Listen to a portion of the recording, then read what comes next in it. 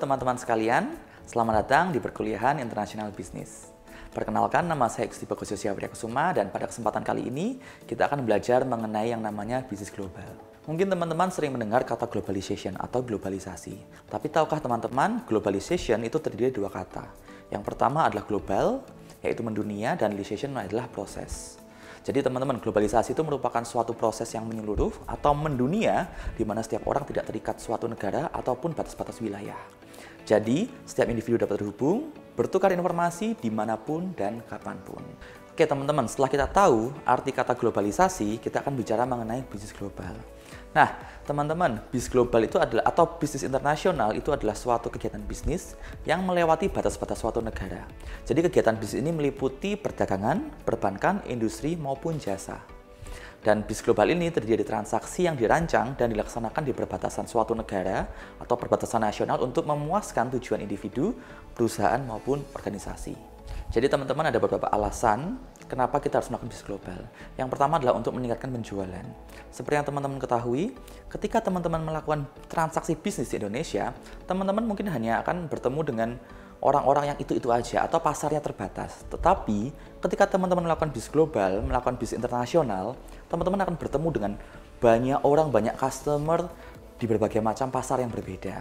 Jadi teman-teman, ketika teman-teman melakukan bisnis internasional atau bisnis global, teman-teman akan bertemu dengan banyak orang yang mungkin nantinya akan menjadi calon konsumen teman-teman.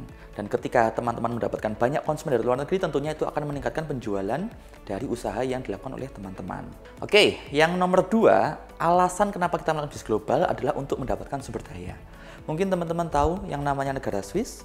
Kalau teman-teman lihat dari peta, negara Swiss ini tidak memiliki laut. Jadi tentunya ketika kita datang ke sana, kita datang ke Swiss ataupun kita melakukan transaksi di Swiss, mungkin teman-teman akan sangat jarang menemukan yang namanya ikan segar dari laut. Kenapa? Karena Swiss itu tidak punya laut. Nah, dari sinilah kita bisa tahu pentingnya bisnis global. Kalau misalkan dari negara Swiss ini tidak melakukan bisnis global, tentunya mungkin negara ini tidak akan mendapatkan ikan segar dari laut. Tapi ketika mereka melakukan bisnis global, mereka bisa menjangkau pasar-pasar, mereka bisa mendapatkan sumber daya dari negara lain yang tidak ada di negaranya sendiri. Yang ketiga adalah untuk meminimalisir resiko yang mungkin akan terjadi. Seperti yang teman-teman tahu, ketika kita melakukan usaha, ketika melakukan bisnis di Indonesia, tentunya resikonya ada berbagai macam resiko yang mungkin akan terjadi. Tetapi ketika kita melakukan bisnis global, kita melakukan ekspansi ke negara tersebut, tentunya resiko itu akan semakin berkurang. Kenapa? Karena kita melakukan yang namanya diversifikasi, di mana kita menempatkan aset-aset kita atau usaha kita ke dalam berbagai macam bagian yang berbeda, berbagai macam kompartemen yang berbeda, sehingga ketika salah satu bisnis mengalami kerugian ataupun resiko kebangkrutan, bisnis yang lain tetap berjalan. Jadi, ada 3 hal kenapa kita harus melakukan bisnis global. Nah, sekarang kita akan mempelajari apa yang dimaksud dengan aspek globalisasi. Aspek globalisasi terdiri dari 2, yaitu globalisasi pasar dan globalisasi produksi. Globalisasi pasar adalah penyatuan pasar yang sebelumnya berbeda dan terpisah satu sama lain menjadi satu pasar global yang sangat besar. Yang kedua, globalisasi produksi. Globalisasi produksi ini adalah pengadaan sumber daya, barang maupun jasa dari berbagai macam negara atau berbagai macam lokasi di dunia ini yang mengambil keuntungan dari perbedaan biaya, kualitas, produksi dari suatu negara. Tentunya ketika kita melakukan bisnis global, tentunya ada beberapa tantangan yang akan kita hadapi. Jadi ada beberapa tantangan yang mungkin kalian hadapi ketika kalian melakukan bisnis internasional. Di sini kita akan mempelajari ada 5 hal atau 5 tantangan yang mungkin akan kalian hadapi ketika kalian melakukan bisnis internasional. Yang pertama adalah the demographic and cultural challenge, yaitu tantangan demografi dan budaya. Nah, tantangan ini menyangkut pertambahan penduduk serta usia penduduk tersebut saat ini dan yang akan datang. Kenapa? Karena tentunya setiap negara memiliki berbagai macam demografis dan culture yang berbeda. Makanya di sini akan ada yang namanya tantangan demografi dan budaya dari negara-negara tersebut.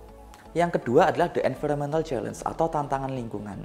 Tantangan ini bersangkutan dengan lingkungan.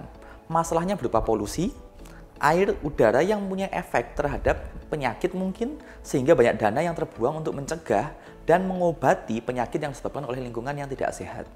Yang ketiga adalah the social responsibility and ethic challenge, di mana tanggung jawab dan etika tantangan sosial.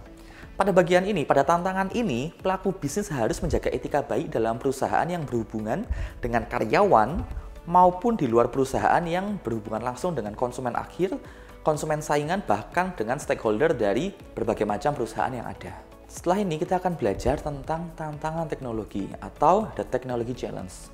Seperti yang teman-teman tahu, dunia ini selalu berkembang, bahkan teknologi pun juga berkembang. Dan tentunya teknologi yang sekarang kita gunakan, mungkin 1 atau 2 tahun lagi teknologi tersebut sudah tidak digunakan lagi. Dan ini menjadi tantangan tersendiri bagi para pelaku bisnis internasional. Tantangan yang terakhir adalah tantangan sistem kontrol yang lemah. Kenapa kita bilang sistem kontrol yang lemah? Seperti yang teman-teman tahu, ketika kita melakukan bisnis internasional, tentunya kita butuh waktu untuk mengontrol bisnis kita atau usaha kita yang berada di luar negeri. Dan tentunya jarak yang jauh dari perusahaan pusat dengan perusahaan cabang atau organisasi kita yang ada di Indonesia dengan yang ada di luar, tentunya itu akan memberikan hambatan-hambatan tertentu sehingga sistem kontrol kita yang mungkin saat ini ketika kita melakukan di Indonesia saja mungkin bisa kuat, tetapi ketika kita melakukan yang di luar itu akan menjadi sangat lemah karena terdapat perbedaan jarak tadi. Oke, jadi teman-teman, itu tadi semua adalah tentang bisnis global. Nah, makanya di sini saya ingin meminta teman-teman untuk mempelajari apa itu bisnis global sebelum teman-teman mau melakukan yang namanya bisnis internasional ke berbagai macam negara. Sekian penjelasan saya tentang bisnis global. Pada video berikutnya, teman-teman akan belajar mengenai faktor-faktor yang mendorong suatu bisnis global. Sampai ketemu di video berikutnya dan tetap sehat.